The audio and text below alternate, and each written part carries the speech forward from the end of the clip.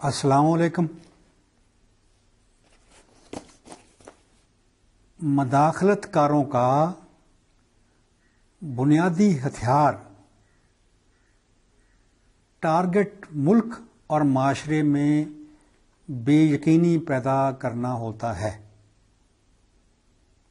اگر کوئی شخص یا فیملی زندگی میں چالاکیاں، ہیرا پھیریاں، چکر بازیاں سیکھ کر دوسروں کے ساتھ ٹھگیاں کر کے مال و دولت جمع کر لے، تو جس طرح یہ شخص اور فیملی ان لوگوں کو دیکھیں گے جو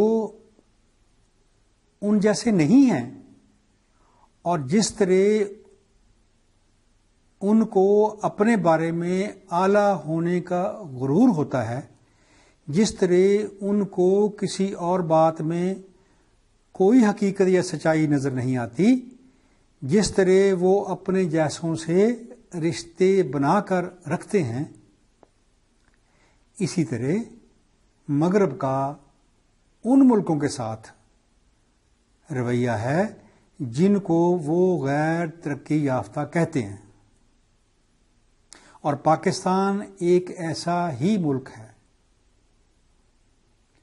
لیکن کمزور ملکوں میں ایسے افراد تو ہوتے ہیں جو نام نہاد ترقی یافتوں کے ساتھ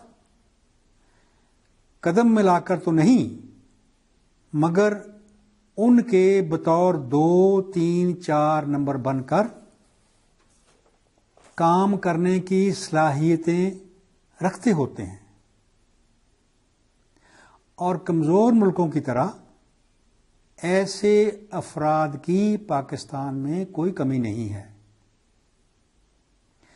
کمزور ملکوں میں مداخلت ان کے ذریعے ہوتی ہے۔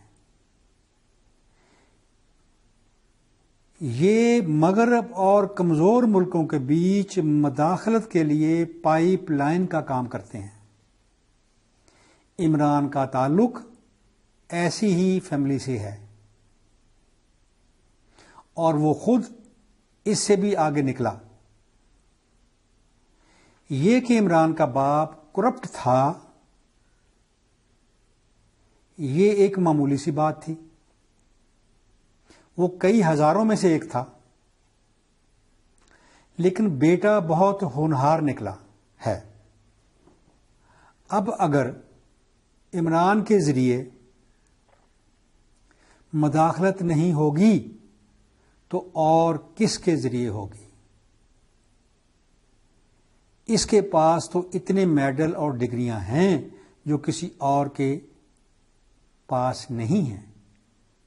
ایک طرح سے عمران گولڈ میڈلسٹ ہے۔ مداخلت کاری کاموں کے لیے وہ گولڈ میڈلسٹ ہے، لیکن اس کا انجام کیسے اچھا ہو سکتا ہے؟ کسی ایک فرد کے ساتھ کوئی زیادتی کرے تو شاید معافی مل جائے، لیکن کل معاشرے کو، کروڑوں لوگوں کو ورگلانا، دن دہاڑے تارے دکھانا، ڈبل شاہ جیسے خواب دکھانا، اور پیچھے ہو مغرب، یہ کیسے معاف ہو سکے گا؟ مشرف اور الطاف حسین کو ہی دیکھ لیا جاتا۔ کرپشن اس ملک کا ایک بنیادی اور شاید کوہمالیہ جیسا بڑا مسئلہ ہے، مگر ایک نواز اور ایک فیملی کو کرپٹ بتا کر لوگوں کی آنکھوں میں دھول جھونکنا تاکہ ان گنت کرپٹ بچ نکلیں، ہم عمران کو کیسے معاف کر سکیں گے؟ آج کرپشن میں سر سے پاؤں تک ملوث کوئی بھی نواز اور اس کی فیملی کے بارے میں بک بک کر کے خود صاف ستھرا ہونے کا سرٹیفکیٹ لے جاتا ہے، اور ان سب وطن دشمن کارروائیوں میں میڈیا، حصے دار اور سہولت کار ہے۔ میں نے جو شروع میں کہا تھا اسی پر ختم کرتا ہوں کہ مداخلت کاروں کا بنیادی ہتھیار ٹارگٹ ملک اور معاشرے میں بے یقینی پیدا کرنا ہوتا ہے۔ پاکستان عالمی پاور،